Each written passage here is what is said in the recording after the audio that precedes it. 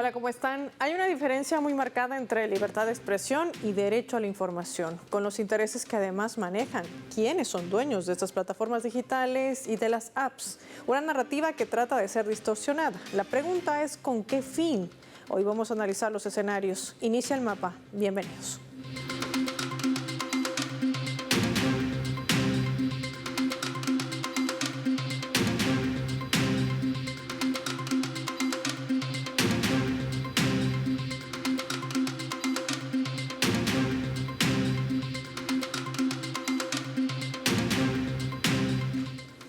Les proponemos desplegar nuestro mapa y revisar algunos datos graficados para entender el impacto de este tema.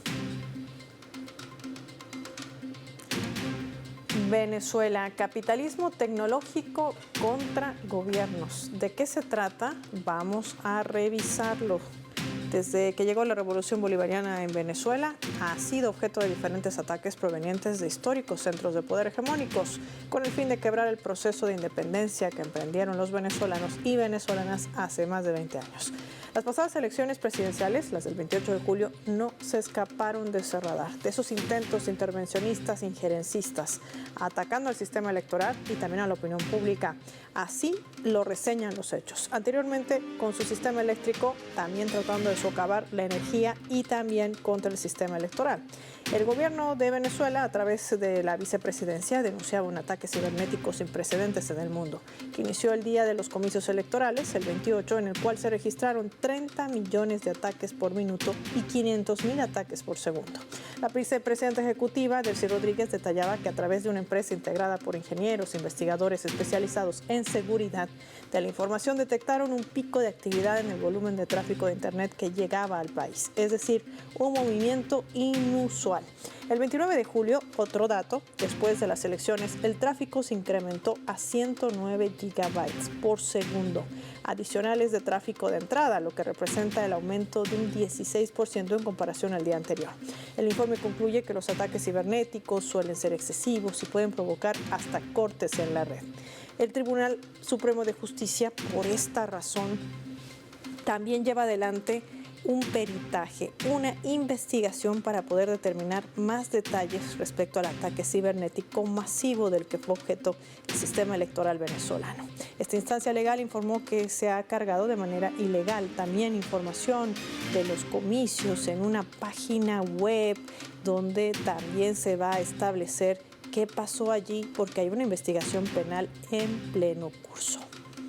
¿Qué datos más sumamos a nuestro mapa? Hablemos de esa política desestabilizadora hacia Venezuela que tiene frentes en el mundo mediático. Por ejemplo, el presidente Nicolás Maduro denunciaba amenazas sistemáticas a varios líderes y ciudadanos afectos a su gobierno a través de estas plataformas digitales. Un medio británico hizo referencia al caso de acusación sin fundamento contra, por ejemplo, el buzo inglés que ayudó a rescatar a unos niños y a su entrenador de una cueva tailandesa. El dueño de una red social X, como es Elon Musk, lo acusa de pedofilia por haber puesto en duda el barco de rescate propiedad de una de sus empresas. Ese mismo señor emprendió una campaña injerencista contra Venezuela, muy marcada también en ese alineamiento con la extrema derecha. Es parte de lo que se maneja en torno a quiénes y cómo se desarrollan no solamente estas apps. Vemos a Zuckerberg, dueño de Facebook, y también a Soros, financiador de ONGs que generan desestabilización y socavan las democracias en el mundo. ¿Qué confluye todo esto? ¿Qué deja al desnudo? De esto y más hablamos con nuestros invitados.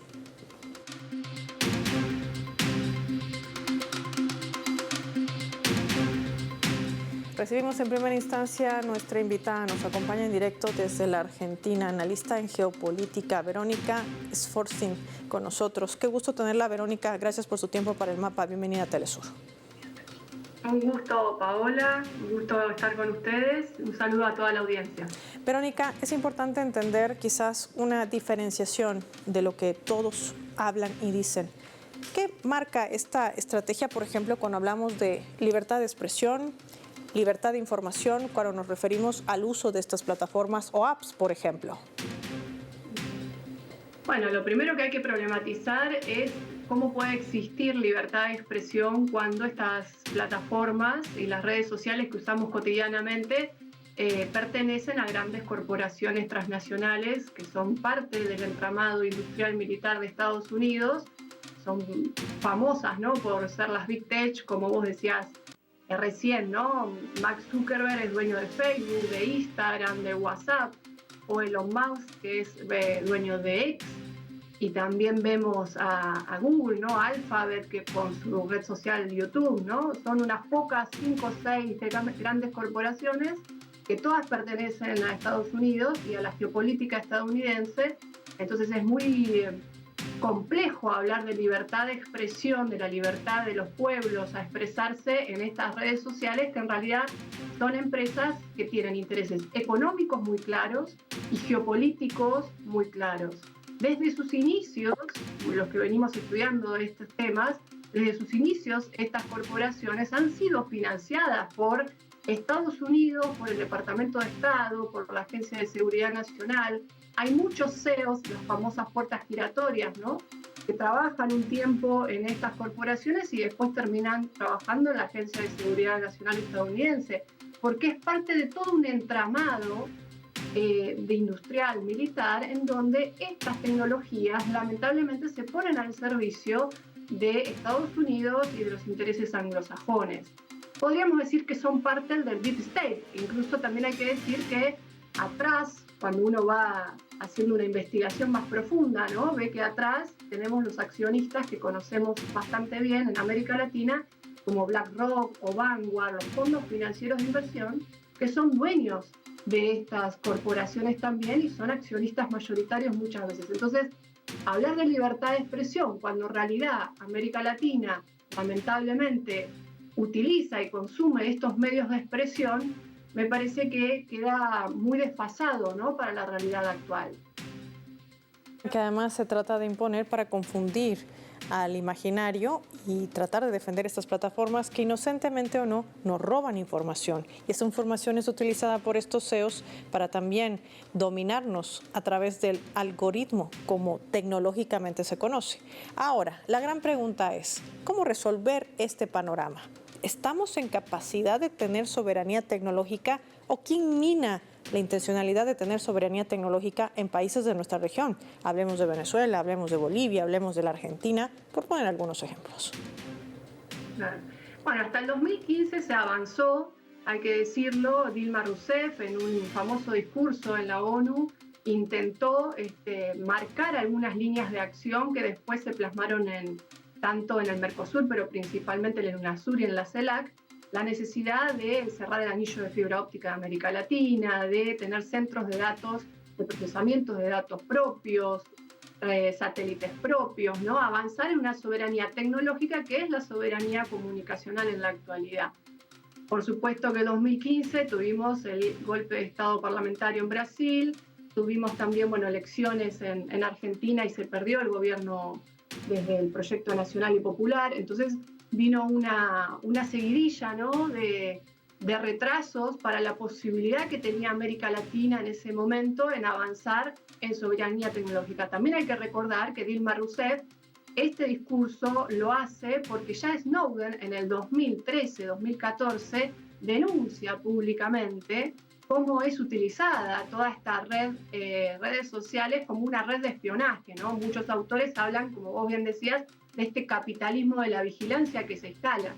Entonces, América Latina está en una gran encrucijada. Creo que justamente las elecciones de Venezuela muestran a las claras la situación de injerencismo en la cual estamos atravesando todos los países de América Latina, porque también se comprobó como en el 2015 en Argentina con Cambridge Analytica, pero en realidad atrás de Cambridge Analytica estaba Facebook y la extrema derecha, ¿no?, con Steve Bannon, fueron funcionales a poner al presidente Macri en el poder. Entonces, y podemos hablar también de las elecciones en Ecuador, de las elecciones en Brasil. Estas redes sociales se están usando para hacer un nuevo injerencismo dentro de un contexto que yo llamo de guerra híbrida, ¿no? Muchos analistas coinciden en ese sentido, una guerra total en donde el aparato tecnológico es clave porque, como vos bien decís, ayuda a imponer ideas, imponer visiones, imponer comportamientos en las poblaciones a partir de un extractivismo de datos de todos nosotros que lamentablemente naturalizamos. Entonces, América Latina tiene un gran desafío en la actualidad, que es avanzar en organizaciones regionales, porque sin una unión latinoamericana es imposible contrarrestar este gran poder que tiene este capitalismo de la vigilancia. Organizaciones regionales que permitan avanzar en esta unión de la ciencia y la tecnología latinoamericana para construir un polo científico-tecnológico propio y empezar a poner algunas líneas fuertes en lo que se llama soberanía tecnológica, que nos va a permitir comunicarnos a nivel latinoamericano de otra manera. ¿Y cómo se merma esto, Hoy Verónica? parece lejano, pero sí. son las banderas que tenemos que seguir. ¿Y cómo se merma esto, Verónica? Por ejemplo, en el caso de Argentina, tú que te contactas desde allí con nosotros, con el mapa, un Javier Milei que quiere eliminar todo avance tecnológico justamente para seguir cumpliendo esas directrices de Estados Unidos. Es que nada es casual, menos en geopolítica. Verónica, gracias por tu tiempo y tu análisis para nuestro programa. Gracias por tu tiempo y análisis para Telesur. Marquemos una pausa revisando nuestra escala.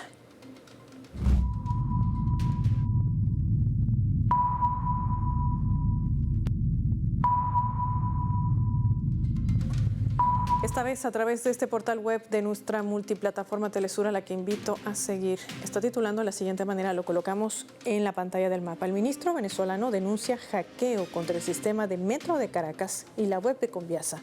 El ministro de Transporte de Venezuela, Ramón Velázquez, informaba que los hacktivistas, los hackers, que son criminales cibernéticos, como anónimos, atacaron el sistema de cobro del sistema de metro de Caracas y la página web del Consorcio Venezolano de Industrias de Aeronáuticas y Servicios Aéreos, Conviasa.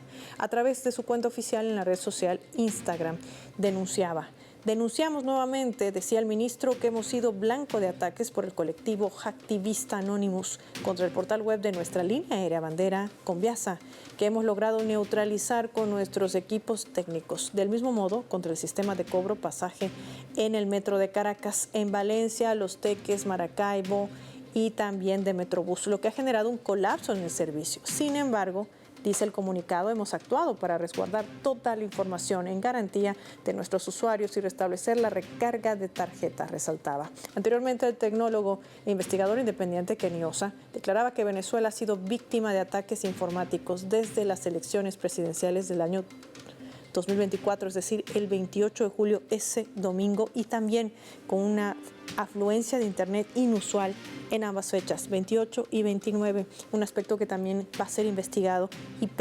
desarrollado a través de un peritaje en el Tribunal Supremo de Justicia con los más altos estándares internacionales para determinar qué pasó, de dónde proviene. Ya volvemos.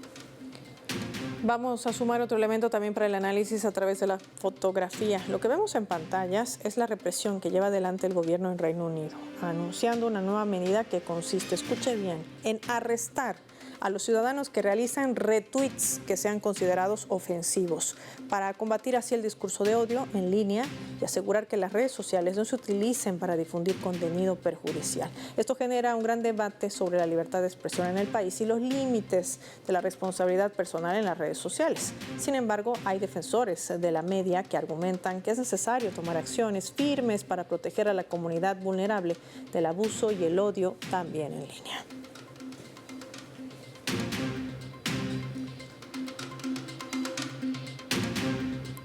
Un escenario complejo, para ello vamos a asistirnos del experto, analista internacional, periodista especializado que nos acompaña desde México, él en Ciencias y Tecnología, Arturo Barba Navarrete. Qué placer tenerte en el mapa, gracias por tu tiempo para Telesur. Al contrario, es un placer estar con ustedes. Arturo, este es un debate, ya lo decíamos o adelantábamos, que es complejo porque hay que entender que las libertades tienen un límite y que estas situaciones también deberían ser reguladas o no a través de normas internas. ¿Qué confluye o qué deja al desnudo todo esto que sucede en el mundo? Bueno, en realidad se trata de un asunto muy complejo difícil de determinar en cada país, pero creo que tendremos que llegar al momento de hacerlo. Esto que está ocurriendo en el Reino Unido no viene solo. Hay un gran antecedente que fue el caso del Brexit, cuando la red social Facebook brindó información de varios millones de personas que estaban inscritos a esta red social, y se lo compartió a un partido político, en este caso los conservadores, para lograr cambiar de opinión de la sociedad, de la gente. Y se vulneraron las redes, se informó o mal informó a la sociedad, se distribuyeron muchas mentiras en torno justamente a los migrantes. Los migrantes fueron el blanco objetivo. Y se decía que gracias al Brexit, a la Unión Europea, el Reino Unido había perdido trabajos y que por eso había más inmigrantes y que iban a perder más trabajos. Entonces estas mentiras tuvieron un efecto y la gente votó por el Brexit. Y lo mismo ocurrió durante la elección de Donald Trump. A pocos días de las elecciones, la gente logró cambiar de opinión política gracias a que Facebook brindó información de los usuarios, de más de 30 millones de usuarios de Estados Unidos, y las campañas, las empresas políticas lograron vulnerar las opiniones de la gente. Es decir, las redes sociales se pueden utilizar para cambiar de opiniones y afectar las democracias.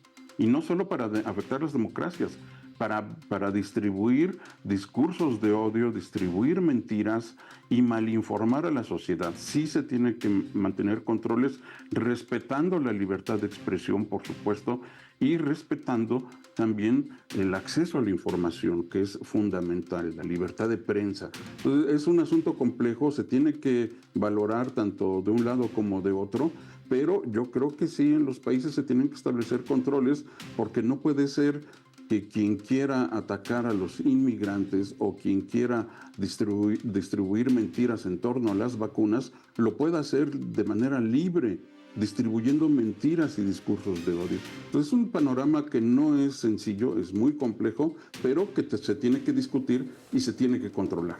Sí, y este panorama tan complejo, como tú dices, de distribuir mentiras, que no es lo mismo de noticias falsas, correcto, sino son mentiras elaboradas por medios que se hacen pasar por medios que no lo son, y sobre todo con este gran fenómeno que se ha creado últimamente, que es el de los influencers al servicio de políticos en el mundo. ¿Tiene esto también un impacto? Sí, yo creo que este es un efecto de muchos otros, ¿no? Una muestra, es una herramienta más, los influencers, los youtubers, que también distribuyen mentiras o distribuyen información con un objetivo muy específico. Puede ser comercial, político, religioso o de cualquier tipo.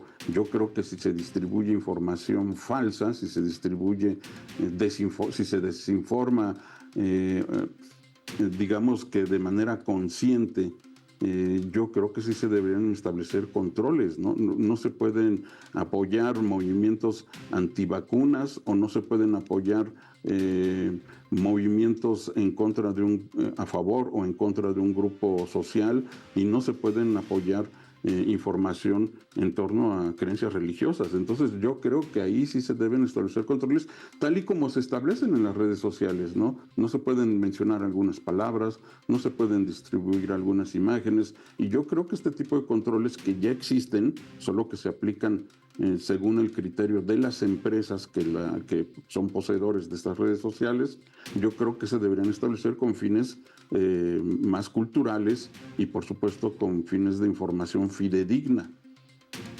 Y toda moneda tiene dos caras. Te propongo, Arturo, revisar nuestra leyenda para profundizar este tema de análisis.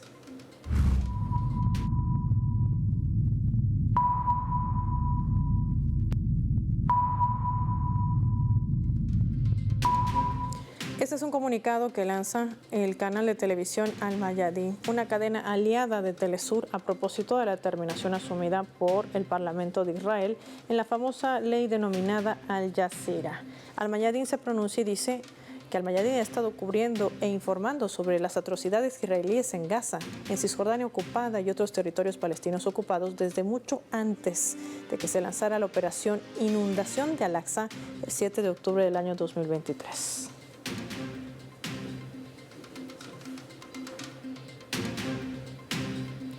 Arturo, aquí otra mirada. Lo que sucede en Gaza, lo que sucede en Palestina es un genocidio, calificado inclusive por los propios relatores de Naciones Unidas y países que se han sumado a una demanda ante la Corte Internacional de Justicia por este delito de lesa humanidad que además no prescribe. Israel argumenta que debe regular lo que considera que es violatorio a la seguridad de su Estado y decide sacar del aire y operaciones, además de confiscar equipos, Al Mayadeen. Y, por supuesto, sumamos a los blancos que han sido durante todos estos más de 10 meses los propios periodistas en el territorio que cubren lo que está sucediendo allí. ¿Cómo entender también esta otra mirada que confluye bajo ese paraguas de libertad de expresión y libertad a la información? ¿Qué nos dirías? Sí, bueno, es parte pues de la guerra no declarada o abiertamente declarada, pero que no se quiere ver, ¿no? La comunidad internacional no quiere ver estas atrocidades que se cometen en contra de los palestinos. Y por supuesto, el Estado de Israel va a utilizar todas las herramientas, ¿no? Esto se trata de una guerra y como parte de la guerra las comunicaciones son fundamentales. Y de ahí el control que se está estableciendo, ¿no? Con el afán de censurar la información, de que no fluya la información. Pero esto debe ser reconocido como tal, ¿no? Como parte de la guerra. Hay otros gobiernos, otros estados, como China, que prohíbe, por ejemplo, la entrada de Google. O en Estados Unidos, que se prohíbe el uso de redes sociales, de la red social TikTok, entre los funcionarios públicos. Entonces, es parte de una guerra no declarada que viene desde hace mucho tiempo entre las grandes empresas, por este lado, en el caso de China y Estados Unidos, entre las grandes empresas poseedoras de las redes sociales, y por el lado de Israel, pues por supuesto se trata de una guerra abierta. En el caso de Rusia y de Ucrania ocurre un fenómeno similar. Entonces, por supuesto que las comunicaciones siempre van a ser un instrumento y una herramienta fundamental en las guerras. La sociedad debe estar consciente de eso. Ahora, esto es totalmente distinto a la libertad de expresión.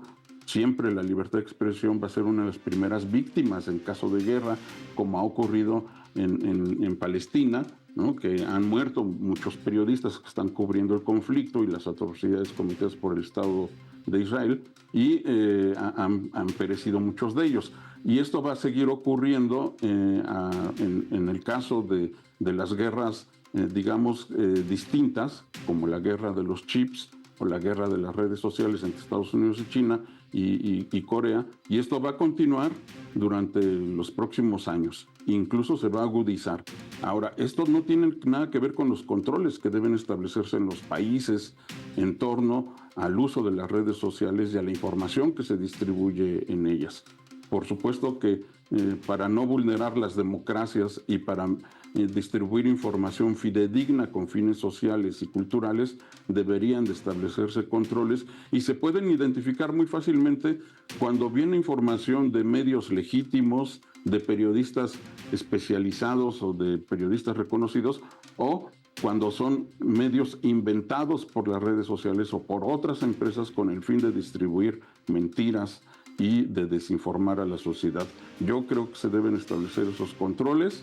Creo que se puede hacer, no será fácil, tendría que ser una discusión abierta en la que participen muchos sectores, no solo los gobiernos, sino la sociedad civil, los medios de comunicación, las organizaciones no gubernamentales.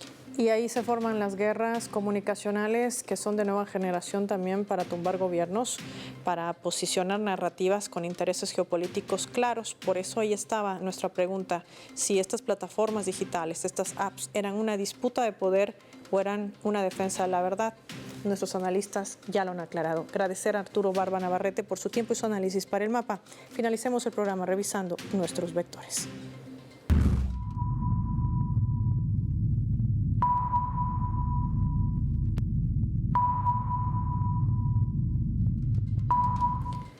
Nuestro radar en El Mapa hoy nos refleja las 3 claves sobre este tema. 1. Estrategia. Las plataformas digitales o apps son parte de Estados Unidos profundo. Los CEOs forman parte de ese sistema de inteligencia y del sistema militar industrial.